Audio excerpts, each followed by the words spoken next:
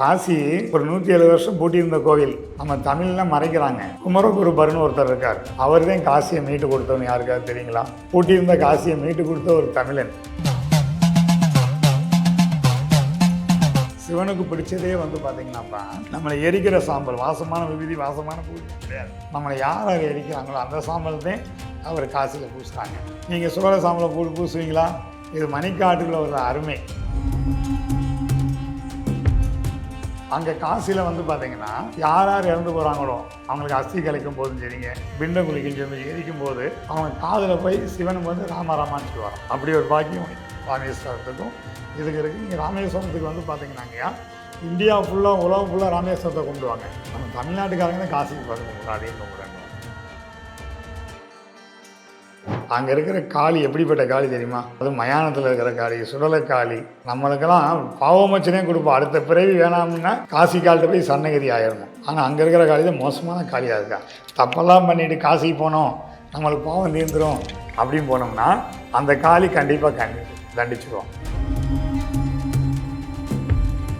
அங்கே இருக்கிற நடமாட அகோரிகள் இருக்காங்கய்யா. அகோரினா கெட்டவங்க சொல்லி டிவிலெலாம் சொல்லி வச்சுருக்காங்க. அகோரினா நன்மைக்கு மட்டும்தான் அகோரிகள், கெட்டதே அகோரிகிட்ட கிடையாது. நம்ம இங்கேருந்து மாற்றி போய் கெட்டதாக செய்கிற அகோரியை வச்சு காட்டிக்கிட்டு இருக்கிறாங்க. காசியை காட்டியும் 1000 மடங்கு சக்தியான ஊர் எந்த ஊர் தெரியுங்களா? அது நம்ம தமிழ்நாட்டில் வேறு, நம்ம ராமேஸ்வரம். இன்னைக்கு நம்ம தமிழ்நாட்டுக்காரங்க மட்டும்தான் காசி போய் அதிகமாக போகிறோம். இங்கே இருந்த சாமியார், அங்கே இருந்த வேலைக்காரர், அங்கே போனோம்னு வச்சுங்க, எந்த பெண்களை பார்த்தாலும் கங்காதேவி அணைச்சி காலை தொட்டு பூஜை பண்ணோம். எந்த காளி கோயிலில் போய் பார்த்தாலும் அந்த காளியை அணைச்சி பூஜை பண்ணோம்.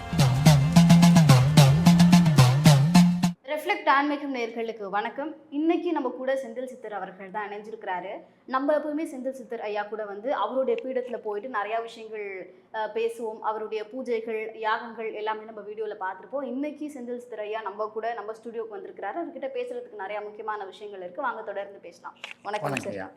சார், காசி விஸ்வநாதர் அப்படின்னு சொல்லி பேசும்பொழுது நீங்கள் தேனியில் இருக்கிறத விட, உங்களுடைய பீடத்தில் இருக்கிறத விட காசியில் அதிக நாட்களை செலவிடுறீங்க அப்படிங்கிற மாதிரி அத்தனை முறை நீங்கள் காசி விஸ்வநாதரை பார்க்க போகிறீங்க. நீங்கள் ஒரு தடவை நீங்கள் காசி விஸ்வநாதரை பார்க்க போகும்பொழுது உங்களுக்கு நிகழக்கூடிய ஆச்சரியங்கள் என்ன சார்? ஆயா, ஒரே தடவை காசிக்கு போனோம். அங்கே விஸ்வநாதரே நடமாடிக்கிட்டு இருக்காங்க. அங்கே உள்ள காசி விஸ்வநாதர் இல்லை, நடமாடும் காசி விஸ்வநாதர் ரொம்ப பேர் அகோரிகள் இருக்கிறாங்க, நாகசாதுகள் இருக்கிறாங்க. அங்கே இருக்கிற விசாலாட்சி அப்படிதான், அம்பாள் அழகாக உட்காந்துருக்குறா. நடமாடும் விசாலாட்சி ரொம்ப பேர் இருக்காங்க. அங்கே கங்காதேவி தண்ணியில் தான் கங்காதேவி பார்க்கும், அப்படி இல்லை. நம்ம காட்சி கொடுக்குறவங்க கொடுக்குற கங்காதேவி அங்கே இருக்கிறாங்க. சாமிகிட்ட வாங்கணும்னு சொல்லுவோம்ல, காசிக்கு போனால் அந்த கங்காதேவிகிட்ட வாங்கிட்டு வருவோமா. எனக்கு அந்த மாதிரி பாக்கியம் கிடைச்சதுங்க. அதனால் காசிக்கு நான் எப்படி மாதத்தில் 20 நாள் இங்கே இருக்கணும், ஒரு 5 நாள் நான் காசி பயணிங்க. எனக்கு பிடிச்ச மாதிரி இருக்கணும். ரொம்ப பணம் சம்பாதிக்கிறோம், ஆள் மக்கள் கூட இருக்கும், எல்லாமே இருக்கணும். அப்படின்னா கூட நானும் சிவனுக்கு பணிவிட பண்ணணும், அந்த பைரவருக்கு பணிவிட பண்ணணும், அந்த அம்பிகளுக்கு பணிவிட பண்ணணும், அங்கே இருக்கிற கங்காதேவி, அங்கே இருக்க காளிக்கு பணிவிட பண்ணணும் எனக்கு ஒரு ஆசை. இங்கே இருந்த சாமியார், அங்கே இருந்த வேலைக்காரர், அங்கே போனோம்னு வச்சுங்க, எந்த பெண்களை பார்த்தாலும் கங்காதேவி அணைச்சி காலை தொட்டு பூஜை பண்ணுறோம். எந்த காளி கோயிலில் போய் பார்த்தாலும் அந்த காளியை அணைச்சி பூஜை பண்ணுறோம். அங்கே இருக்கிற நடமாட அகோரிகள் இருக்காங்கய்யா. அகோரினா கெட்டவங்க சொல்லி டிவிலெலாம் சொல்லி வச்சுருக்காங்க. அகோரினா நன்மைக்கு மட்டும்தான் அகோரிகள், கெட்டதே அகோரிகிட்ட கிடையாது. நம்ம இங்கேருந்து மாற்றி போய் கெட்டதாக செய்கிற அகோரியை வச்சு காட்டிக்கிட்டு இருக்கிறாங்க. காசியில் எவ்வளோ நல்ல விஷயம் அதெல்லாம் காட்டணும்ல. அங்கே இருக்கிற காளி எப்படிப்பட்ட காளி தெரியுமா? அது மயானத்தில் இருக்கிற காளி, சுடலை காளி. நம்மளுக்கெல்லாம் பாவமச்சனே கொடுப்போம். அடுத்த பிறவி வேணாம்னா காசி காலிட்ட போய் சன்னகிரி ஆயிடணும். அப்படி காளி அள்ளி கொடுக்குற காளியாக இருக்கிறா. ஆனால் அங்கே இருக்கிற காளி தான் மோசமான காளியாக இருக்கா. தப்பெல்லாம் பண்ணிட்டு காசிக்கு போனோம், நம்மளுக்கு பாவம் தீர்ந்துடும் அப்படின்னு போனோம்னா அந்த காளி கண்டிப்பாக தண்டிச்சிடுவோம். அங்கே இருக்கிற காளி அப்படி ஒரு காளி. Okay sir. இப்போ நம்ம நிறைய சிவன் ஆலயங்கள் இருக்குது, நம்ம நிறைய சிவன் கோவில்களுக்கு போகலாம். அப்படின்னாலும் காசி எதனால ரொம்ப ஸ்பெஷல் சார்? காசி ரொம்ப ஸ்பெஷல் அப்படின்னா, நம்ம காசி இந்திக்காரங்களை தான் சொல்லுவோம். காசி விஸ்வநாதர் இருக்கார், அம்பாள் இருக்கார், எல்லாத்துக்குமே தெரியும். அந்த காசியை மீட்டு கொடுத்தது ஒரு தமிழ்ல யாருக்காவது தெரியுமா? யார் சார்? காசி ஒரு 107 வருஷம் பூட்டியிருந்த கோவில் நம்ம தமிழ்ல மறைக்கிறாங்க. நான் சொல்கிறேன்ல, குருவுக்கு சேவை பண்ணணும், குருவுடைய சேவை செய்யணும் அப்படின்னு சொல்கிறேன்ல. என்னுடைய குரு பரம ராமகிருஷ்ணர் இருக்கார், காளி கும்புறவங்க இருக்கிறாங்க, சேவை பண்ணுறோம். குமரகுருபர்னு ஒருத்தர் இருக்கார். ம். திருச்செந்தூரில் பிறந்தார் குமரகுருபர்னு ஒருத்தர் இருக்கார். அவர் தான் காசியை மீட்டு கொடுத்தவன்னு யாருக்காவது தெரியுங்களா?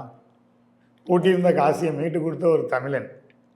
சரி, எதனால வந்துட்டு காசி விஸ்வநாதர் ஆலயம் வந்து பூட்டி இருந்துச்சு, இவர் திறந்து கொடுத்தாரு? அதோடைய பின்னணியை சொல்லுங்க சார். அங்கே இருக்கிற முஸ்லீம் ம். அந்த கோயிலை வந்து என்ன பண்ணிட்டாங்க, போர் எடுத்து மீட்டு வச்சுக்கிட்டாங்க. ம். வீட்டு வச்சுட்டு அங்கே ஒரு முஸ்லீம் சமாதி கட்டிட்டாங்க. காசி விஸ்வநாதரை பூட்டி வச்சுட்டாங்க. உலகத்துக்கே படியாழ்ந்தவன், ம். கங்காதை வற்றாத கங்காதை ஓரத்தை பூட்டி வச்சுட்டாங்க. அப்படி வச்சிருக்கும்போது குரு சொன்னாராம், உனக்கு அடுத்த ஒரு வேலை இருக்குது, வேலையை போய் பாருன்னாராம். குரு சொன்னால் கோடி நண்பன் வாங்க. அப்போ குரு காசிக்கு போயிருக்காரு குமரகுருபர். அங்கே போய் இருந்தால் கோயில் பூட்டி கிடந்ததான். அப்போ போய் கேட்க போனாராம் அங்கே இருக்க மன்னன்கிட்ட, ஐயா நான் விஸ்வநாதரை கும்பிடணும், எனக்கு அப்படி கொடுன்னு. எல்லாம் கிண்டல் பண்ணாங்களாம். ஒரு நாட்டு விட்டு ஒரு நாடு போனான்னா அவனுக்கு மரியாதை கொடுத்து உட்கார வைக்கணுமா, அவருக்கு தேவை பண்ணணுமா. அவன் தேவை வேறு எதுவுமே கேட்கல. குமரகுரு என்ன கேட்டிருக்காரு, விஸ்வநாதத்தையும் கும்பிடணும் அப்படின்னு கேட்டிருக்காரு. அதுக்கு சொன்னாங்களாம், இன்றைக்கி சொல்லலை, நாளைக்கு வா, ஐடியா இருந்தால் உனக்கு கும்பிடுவா வேணாம்னு சொல்கிறேன். அது இங்கே வந்து நீ அவர் விஸ்வநாதரை கும்பிடுங்க, கோயில் பூட்டி இருக்கு, யாருமே திறக்க சொல்லலை, நீ ஒருத்தன் வந்து திறக்க சொல்கிறேன், நாளைக்கு வா, எனக்கு ஐடியா இருந்தால் உன்னை நான் சொல்கிறேன், உனக்கு பதில் சொல்கிறேன்னாராம். சரி, மறுநாள் எல்லாம் சபையெல்லாம் கூடியிருக்கு அரண்மனையில். அப்புறம் பார்த்தா குமரகுருபரில் வரலையா. ஏன் வரலன்னா அவங்க சபையிட்ட கேட்டிருக்காரா மந்திரிகிட்ட, நீங்கள் சத்தம் போட்டதில் மிரண்டு போயிட்டாங்க போல் அப்படின்னு. சாது மிரண்டா காடு கொள்ளாதுன்னு வாங்கல, இது மாதிரி மிரண்டு போயிட்டாங்க, உங்களை பார்த்து அவ்வளோ பயங்கரமாக ஆகி போச்சு போல அப்படின்னு. அப்படி சிரித்து பேசி இருக்கும்போது ஒரு சிங்கம் சத்தம் கேட்டுச்சான், கணக்கிற சத்தம்.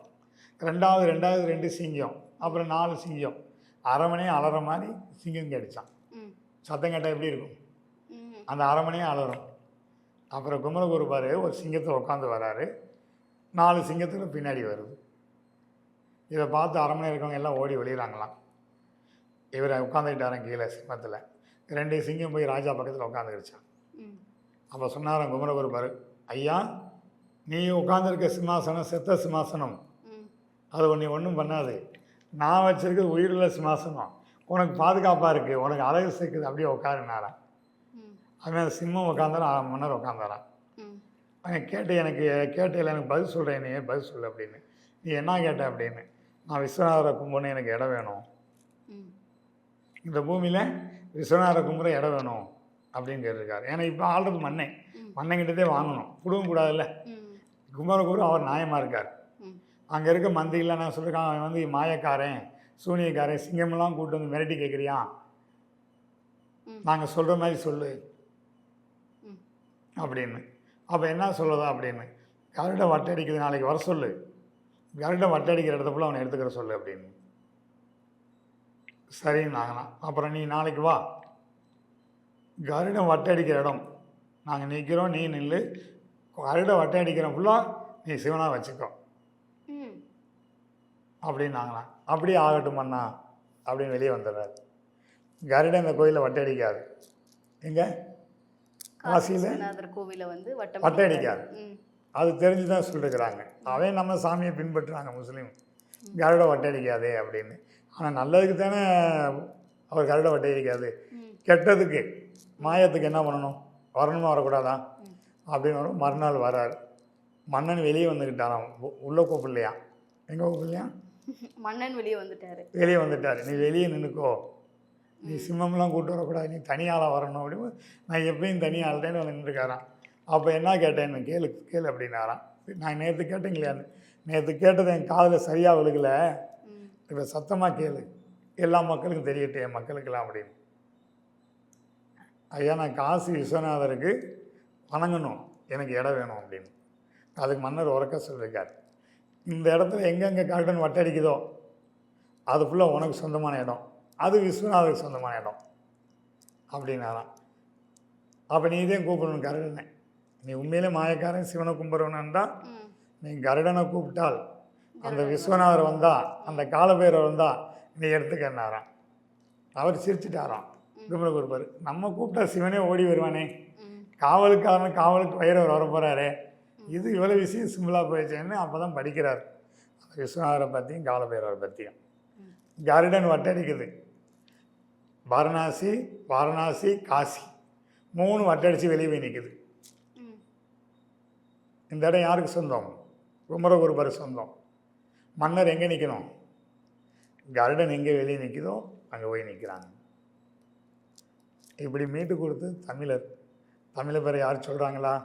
அங்கே 64 சுடுகாடுதே இருக்குது, 64 காடு இருக்குது. இன்றைக்கி காடுன்னு வந்து பார்த்திங்கன்னா அரிச்சந்திரா காடு இருக்குது, அதேமாதிரி மணிக்காடு காடு இருந்துருக்குது. அங்கே இருக்கிற வீதி பிரசாதமே வந்து பார்த்திங்கன்னா நம்மளை எரிக்கிற சாம்பல் தான் விஸ்வநாதம் இருக்குது. அங்கே ஃபுல்லாக பைரவர் ஃபுல்லாக சிவந்தேன், சிவன் ஃபுல்லாக பைரவன். அங்கே அகோர காளி இருக்கிறாங்க. பெண்கள்லாம் நீங்கள்லாம் பல விஷயம் தெரிஞ்சுக்கணும். எல்லாமே சாமியை பற்றியே தெரிஞ்சுக்கிறீங்க, வச்சுக்கிறீங்க. சுடுகாடை பற்றி தெரிஞ்சுக்கிறணும், சுடுகாட்டில் யார் இருக்கா தெரிஞ்சுக்கணும், சுடுகாட்டில் எவ்வளோ நன்மை இருக்குன்னு நீங்களாம் சொல்லணும்ல. ஏதாவது நீங்கள் பேட்டி கொடுத்துல எத்தனை பேட்டி கொடுத்துருப்பீங்க, எவ்வளோ பேட்டி எடுத்து போட்டிருப்பாங்க, எடுத்து போட்டிருப்பாங்களா, போட்டிருக்க மாட்டிங்களா? போட்டிருக்கோம் சார், போட்டிருக்கோம். அப்போ சுடுகாட்டுக்கு நன்மையை சொல்லணும்ல.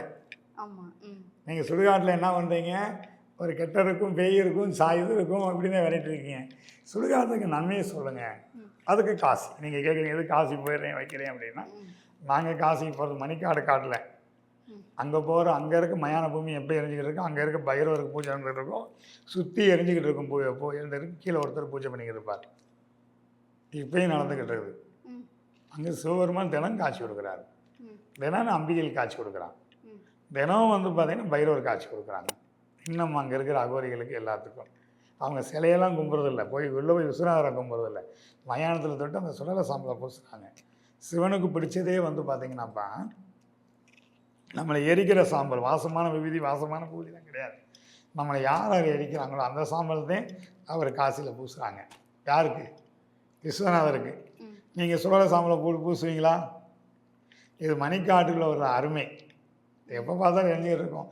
அதேமாதிரி மோடியா வந்து என்ன பண்ணுறாரு, கங்கா தீர்த்தம் அன்றைக்கி சுத்தம்லாம் வந்து நீ கங்கா தீர்த்தம் அந்த மணிக்காட்டு வாசலேருந்து எடுத்துகிட்டு போய் நேராக சாமிக்கு அவசியம் பண்ணலாம். இன்றைக்கி நீங்கள் சுடுகாட்டில் தண்ணி எடுத்து போய் சிவனுக்கு அவசியம் பண்ண முடியுமா? எங்கேயாவது பண்ண முடியுமா?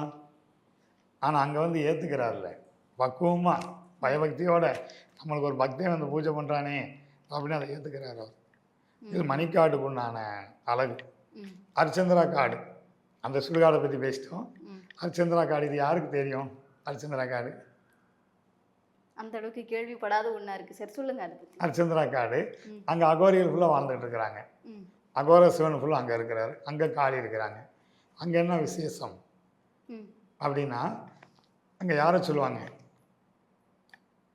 அரிச்சந்திரன் சொல்லுவாங்க. அரிச்சந்திரா காட்டில் அர்ச்சனை சொல்லுவாங்க. அரிச்சந்திர வெட்டியானே இருக்கிறாங்க. அவர் கதை தெரியணும்ல, எதுக்கு அரிச்சந்திரா காடு அப்படின்னா, இன்னைக்கு மாங்கல்யம் தான் எல்லாத்துக்கும் முக்கியம்.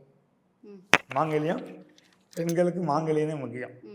மாங்கல்யம் தொடர்றவங்களாம் அரிச்சந்திரனை நினச்சிக்கிறணும், மாங்கல்யம் தொடர்றவங்க சாவித்திரியை நினச்சிக்கிறணும், அந்த அம்பாவை நினச்சிக்கணும், அரிச்சந்திரன் மனைவி எடுத்துக்கிறணும். அப்போ வந்து பார்த்திங்கன்னா அவங்களுக்கு பொய் சொல்லக்கூடாது. வறுமையில் அவங்க கிரக கோளாறில் வனவாசம் வந்துடுறாரு அரிச்சந்திரன், மனைவி இப்போ தனியாக போயிடுறாங்க, பிள்ளையை வளர்க்குறாங்க, பிள்ளை பாம்பு கழிச்சு இறந்து போயிடுது. அரிச்சந்திரா காட்டு கொண்டு வராங்க, எரிக்கிறதுக்கு கூலி கேட்குறாரு. யார் கேட்குறாரு? இறந்தது பிள்ளை, எரிக்க போகிறது கணவன், தூக்கிட்டு வந்தது அம்மா. இதுக்கு கூலி கொடுன்றாராம். இது கூலிக்கு எனக்கு ஒன்றுமே இல்லை அப்படின்றாங்களாம்.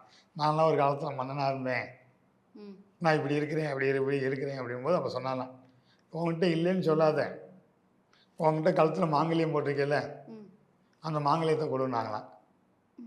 அதாவது அந்த அம்மா அரிச்சந்திர மனைவி போட்ட மாங்கல்யம் தாலியை எடுத்து கொடுத்தாங்களப்பா, எடுத்து கொடுக்கும்போது அவங்க கையில் தெரியுமா, கட்டின பிறகு யார் கண்ணுக்கு அந்த மாங்கல்யம் தெரியாதான், யார் கண்ணுக்கும் அந்த மாங்கல்யம் தெரியாது, தெரியவே தெரியாதான். யாருக்கு மட்டும் தெரியுமா? அரிச்சந்திரனுக்கு மட்டும் தான் தெரியுமா. அப்போ தான் என்கிட்ட இருக்க மாங்கல்யம் இருக்குது, என் கணவனை தவிர்த்து வேறு யாருக்குமே தெரியாது, உனக்கு எப்படி தெரியும் நீ யாருன்னு கேட்கும்போது அதுக்கு பிறகு அரிச்சந்திரன் இருக்கார். நம்ம தான் மாங்கல்யம் எடுத்து தொட்டு வைக்கும்போது என்ன பண்ணுறோம்? சந்தனமும் வைக்கிறோமா இல்லையாப்பா? அப்போ இந்த அரிச்சந்திரா காட்டில் போனோம்னா எப்பேற்பட்டவங்க குடும்பம் பிரிஞ்சிருந்தாலும், கணவன் மனைவி பிரிஞ்சிருந்தாலும் அந்த அரிச்சந்திரா காட்டில் ஒன்று சேருவாங்கய்யா. இன்னைக்கு வெளிநாட்டுக்காரங்களும் அரிச்சந்திரனை கும்பிட்றாங்க, அரிச்சந்திரா காட்டில் இருக்கிற சிவபெருமானை கும்பிட்றாங்க, அரிச்சந்திரா காட்டில் இருக்கிற காளியை கும்பிட்றாங்க, அங்கே இருக்கிற பைரவரை கும்பிட்றாங்க. நம்ம போய் கும்பிட்றோமா? அப்படி வந்து அந்த அரிச்சந்திரா காட்டில் அவ்வளோ விசேஷம் இருக்குது. அதுமாதிரி சீதா காடு, இப்போ அங்கே இருக்க ஃபுல்லாக சுடுகாடு தான், காசியில். ஆனால் வாழும் பூமியாக வாழ்ந்துக்கிட்டு இருக்கிறோம். அதை காட்டியும் காசியை காட்டியும் 1000 மடங்கு சக்தியான ஊர் எந்த ஊர் தெரியுங்களா? காசியை காட்டி 1000 மடங்கு சக்தியான ஊர், சக்தி மடங்கு ஊர் அது நம்ம தமிழ்நாட்டில் தான் இருக்குது. எங்கே சார்? நம்ம ராமேஸ்வரம். Okay okay. ஆ ஆ. ம். இன்னைக்கு நம்ம தமிழ்நாட்டுக்காரங்க மட்டும்தான் காசி போய் அதிகமாக கும்பிடுவோம். சார் நம்ம காசி ராமேஸ்வரம் அப்படிங்கிறது நமக்கு சொல்லும் பொழுதே காசி ராமேஸ்வரம் அப்படின்னு தான் வரும். ஆமாங்க. தனித்தனி இடங்களா இருந்தாலுமே நமக்கு சொல்லும் சொல்லும் போது பொழுது ஒன்று இந்த பேர் சொல்லுவோம். அது வந்துருங்கிற மாதிரி. அப்படின்னு ஒற்றுமை சார் காசிக்கும் காசியில் இறந்து போனாங்க, ஏன் நம்ம திதி கொடுக்க போகிறோம். ம். அங்கே ராமநாதரே ம். யார் யாருக்கு திதி கொடுக்குறோம்ல, ம். அங்கே சிவசிவான்னு சொல்லுவாராம். ம். யார் சிவபெருமானே வந்து ம். சிவசிவான்னு சொல்லுவார். ராமர் வந்து சிவசிவான்னு சொல்லி திதி கொடுப்பார். ம். சிவனை பீடம் படித்து திதி கொடுப்பார். அங்கே காசியில் வந்து பார்த்தீங்கன்னா யார் யார் இறந்து போகிறாங்களோ அவங்களுக்கு அஸ்தி கலைக்கும் போதும் சரிங்க, பிண்ட குளிக்கும் சொல்லி எரிக்கும் போது அவங்க காதில் போய் சிவனுக்கு வந்து ராமராமான்னு சொல்லுவாராம். ம். எத்தனை பேர் இருந்தாங்களோ அத்தனை பேர் ராமராமான்னு சொல்லுவாங்க. அப்படி ஒரு பாக்கியம் ராமேஸ்வரத்துக்கும் இதுக்கு இருக்குது. இங்கே ராமேஸ்வரத்துக்கு வந்து பார்த்தீங்கன்னாங்கய்யா, இந்தியா ஃபுல்லாக உலகம் ஃபுல்லாக ராமேஸ்வரத்தை கும்பிடுவாங்க. ம். நம்ம தமிழ்நாட்டுக்காரங்க தான் காசிக்கு போகிற கும்பிடுவோம், அதையும் கும்பிடணும். அப்போ நம்ம ஊரில் இருக்க நம்ம விஷயம் தெரியாமல் இல்லை. நம்ம ஊரில் இருக்க சிவபெருமான் இப்படி இருக்கிற பரதேஸ்வரர் இருக்கிறாரு, அதே மாதிரி அங்கே இருக்க ராமநாதராக இருக்கிறாரு, அங்கே இருக்க பரதனி அம்மா இருக்கிறாங்க. பொக்கிஷம் அங்கே தான் உத்தரகர்ஷ மங்கை நடராஜர் இருக்கார். அங்கே தான் 1000 வருஷம் நம்ம வாராகி கும்பிட்றோம். 5000 ஆண்டு வாராகி அங்கே இருக்கிறாங்க. ராமநாதபுரமே ராமேஸ்வரமே ஒரு விசேஷமான ஊர். நம்ம ஊரெல்லாம் ரொம்ப கும்பிடணும், நம்ம ஊரில் கும்பிட மாட்டேங்கிறாங்க. காசி வந்துங்கய்யா, எங்கள் குருமார் இருக்கிறாங்க, எங்களுக்கு பீடம் இருக்குது. நாங்கள் காளி தீட்சை அங்கே கொடுத்துட்ருக்குறோம். காசியில் மாதத்தில் எப்படி ஒரு 5-6 பேர் காளி தீட்சை கொடுத்துருக்குறோம். அதேமாதிரி அங்கே இருக்கிற நாங்கள் போய் எங்கள் குருநாதருக்கு பணிவிடை செய்யத்தையும் போகிறோம். வேறு பூஜைக்கு இதெல்லாம் இல்லை. எங்கள் பூஜைக்கு எங்கள் குருநாதர் என்ன பணிவிடை பூஜை பண்ணுறாங்க அதுக்கு நாங்கள் பணிவிடை அவங்க கூட உட்காந்து வேலை செய்கிறோம். அங்கே இருக்கிற வர்றவங்க யாராவது 1000 பேர் வராங்க, கோடி பேர் வராங்கன்னா அதில் ஒருத்தர் விஸ்வநாதராக வருவாரா, அவங்க பாதத்தை தொடுறோம். அவங்க விசாலாட்சியாக வராங்களா, அவங்க பாதத்தை தொடுறோம். அங்கே இருக்க கங்காதேவியாக வராங்களா, அவங்க பாதத்தை தொடுறோம். அங்கே இருக்க காளியாக வராங்களா, அதுக்காக வேண்டி அங்கே பணிவிடை செய்த நாங்கள் போகிறோங்க. சாயம் கூட கிடையாது. சரி, இப்போது நீங்கள் வந்துட்டு காசிக்கு நிறைய விஷயங்களுக்காக போகிறீங்க. நீங்கள் காசியை பற்றி நிறைய விஷயங்கள் சொன்னீங்க. கேட்கும் பொழுதே வந்துட்டு ரொம்ப இன்ட்ரெஸ்ட்டாக இருந்துச்சு. நீங்கள் நிறைய விஷயம் சொல்லும் பொழுது எவ்வளோ பெருசாக சொன்னாலும் கேட்கலாம் போல் அந்த அளவுக்கு விஷயங்கள் நீங்கள் சொல்லியிருந்தீங்க. இப்போ நீங்கள் வந்து அங்கே நீங்கள் வந்துட்டு நிறைய மக்களை கூட இங்கேருந்து கூட்டிகிட்டு போய் அங்கே அவங்களுக்கு நிறைய விஷயங்கள்லாம் பண்ணி கொடுக்குறீங்க அப்படின்னு கேள்விப்படுறோம். என்னென்ன விஷயங்களுக்காக ஏதாவது என்னென்னா ஃபாரின் கண்ட்ரீஸ்லேருந்து வரவங்களெல்லாம் கூட கூட்டிகிட்டு போகிறீங்க அப்படின்னு. ஒவ்வொரு மாதத்தில் நான் 5 நாள் அங்கே காசியில் 3 நைட் அங்கே தங்குறீங்கய்யா. காசியை முழுமையாக பார்க்கணும் ஒரு 10 நாள் ஆகும், அவ்வளோ கோயில் இருக்குது. இப்போ நம்ம கூட வராங்கன்னா எல்லாம் பக்கமாக இருக்குது. ஒவ்வொருத்தவங்க ஃபாரினர்ஸாக வராங்க. அவங்க அம்பாவை விஸ்வநாதரை பார்க்க வருவாங்க, மணிக்காடு பார்க்க வருவாங்க, பூஜை பண்ண வராங்க, அர்ச்சந்திரா காடு வருவாங்க, தூண்டில் கணபதினு இருக்குது அங்கே வருவாங்க. அங்கே இருக்க கபால பைரவர் ஒருத்தர் இருக்கார், கால பைரவர் ஒருத்தர் இருக்கார், அப்படி 3 பைரவர் இருக்கார். அது 3 போய் அங்கே போய் வாங்கணும், அங்கே போய் பார்க்கணுங்கய்யா. அதை காட்டி அங்கே அம்பாள் ஒரு அம்பா இருக்கிறார், சோழி காளின்னு கபடி காளின்னுவாங்க. கேட்டதை கொடுக்க நம்ம தமிழர்களாக வழிபாடு பண்ணோம். இன்றைக்கி எங்கே தமிழ் இருந்தாலும் அதை போய் கும்பிடுவாங்க. உலகம் ஃபுல்லாக அந்த அம்பாவை போய் கும்பிட்டு வந்துட்டு இருக்கிறாங்க. அதை வெளிநாட்டுக்காரங்க பார்க்க வருவாங்க அந்த அம்பாவை. அது மாதிரி அகோரிகள் குருமார்கள் இருப்பாங்க, அவங்ககிட்ட ஆசீர்வாதம் வாங்குறது.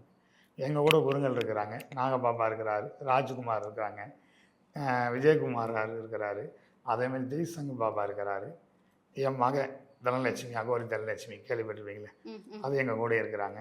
அவங்க மருமகன் கணேசன் இருக்கிறாங்க.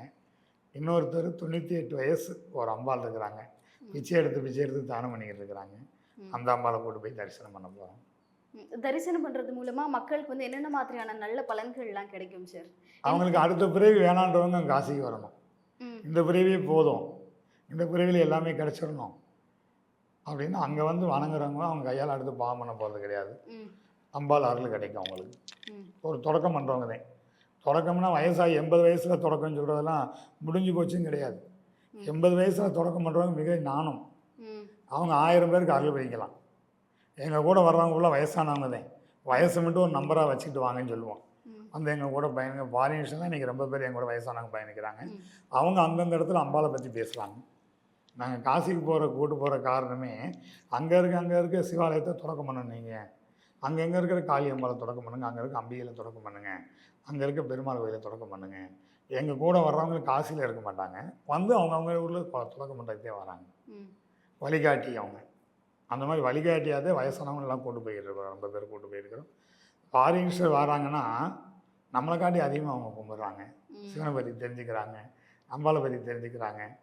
மக்களோட மக்களாக கும்பிடணும்னு ஆசைப்பட்றாங்க. சாமியாக கும்பிடுவோன்னா மக்களை வணங்கினாவே விஸ்வநாதரை வணங்கின மாதிரி, ம். ஒரு அம்பாளை வணங்கினா காளியை வணங்கின மாதிரி அப்படின்னு அவங்க அந்த ரூபத்தில் வந்து இது பண்ணுறாங்க, வணங்குறாங்க. Okay sir. இங்கே நம்ம மயான பூஜை பண்ணால் தப்பாக பேசுவாங்க, சூனியம் வைக்கிறாங்க, சுடுகாட்டு பூஜைக்குவாங்க. அங்கே மயானந்தே பூஜையே. ம். அது நிறைஞ்ச மாதிரி பண்ணலாம்ல, ம். சந்தோஷமாக பண்ணலாம்ல. நம்ம மண்டவோடு நம்ம எப்படி எடுத்து பார்ப்போன்னு பார்க்க மாட்டோம்.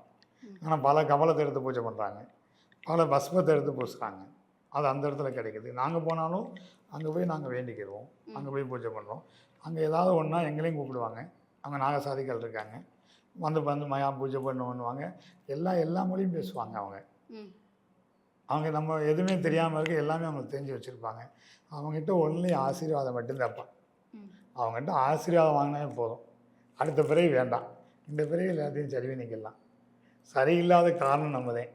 நம்மளுக்கு மிஞ்சின சக்தி ஒரு சக்தி இருக்குன்னா அது அம்பாலத்தையும் இருக்கணும், அது சிவபெருமானத்தையும் இருக்கணும், மனுஷனாக இருக்கக்கூடாது. சாமிக்கு மிஞ்சின சக்தி எந்த சக்தி இருக்கக்கூடாது. எங்களுக்கு அந்த மாதிரி கொள்கை. எந்த சக்தி இருந்தாலும் சாமி கீழே தான் இருக்கணும், அவங்ககிட்ட தான் வர வாங்கணும், அவங்க தான் கொடுக்கணும் அப்படின்னு நினச்சி பண்ணுறவங்க இன்றைக்கி ரொம்ப பேர் என் கூட பயணிக்கிறாங்க. கண்டிப்பாக சார். நீங்கள் வந்து நிறைய விஷயங்கள் சொல்லியிருந்தீங்க காசி பற்றி, எங்களுக்கு தெரியாத விஷயங்கள்லாம். இப்போ எங்களுக்கு பொதுவாக காசின்னா காசி விஸ்வநாதர் இருக்கிறாரு, அவர் பார்த்தா நமக்கு நல்லது நடக்குங்கிறது, அங்கே அகோரிகள் இருக்காங்கன்னு கூட எங்களுக்கு தெரியும். ஆனால் அதை தாண்டி வந்துட்டு குமரகுருபரர் தான் வந்து அதை மீட்டு கொடுத்தாரு அப்படிங்கிற அதோடைய ரகசிய பின்னணிலாம் எங்களுக்கு தெரியாது. நீங்கள் இன்றைக்கி சொல்லி தான் எங்களுக்கு நிறையா விஷயங்கள் தெரியும். இவ்வளோ தகவல் எங்களுக்கு கொடுத்ததுக்கு உங்கள் நேரத்துக்கு ரொம்ப நன்றி சார்.